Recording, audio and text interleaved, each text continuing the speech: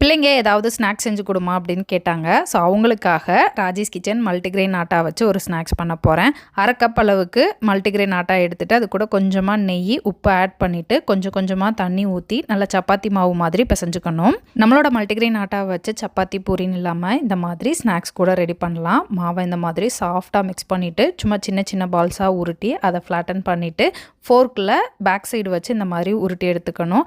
இந்த ஷேப் தான் கிடையாது, நீங்கள் எந்த மாதிரி வேணுனாலும் ஷேப் பண்ணிக்கலாம். கொஞ்சம் டிஃப்ரெண்ட்டான ஷேப்பாக இருந்தால் பிள்ளைங்க நல்லா விரும்பி சாப்பிடுவாங்க அப்படின்றதுக்காக இந்த மாதிரி பண்ணேன். மாவு எல்லாத்தையும் இந்த மாதிரி உருட்டி எடுத்துட்டு எண்ணெய் நல்லா காஞ்சதுக்கப்புறம் ஒன்று ஒன்றா போட்டு நல்லா கோல்டன் ப்ரௌன் ஆகிற வரைக்கும் இதை பொரிச்சு எடுத்துக்கலாம். மல்டிகிரெயின் ஆட்டா வச்சு வேறு என்ன மாதிரி ரெசிபிலாம் ட்ரை பண்ணலாம் அப்படின்னு கீழே கமெண்ட்டில் சொல்லுங்கள். ட்ரை பண்ணி பார்க்கலாம். கிறிஸ்பியாக ஃப்ரை பண்ணி வச்சுருக்கிறதுல கொஞ்சமாக தனி மிளகாத்தூள் மிளகுத்தூள் கொஞ்சமாக உப்பு போட்டு நல்லா மிக்ஸ் பண்ணிவிட்டு எடுத்து கொடுத்தேன். பிள்ளைங்க நல்லா விரும்பி சாப்பிட்டாங்க.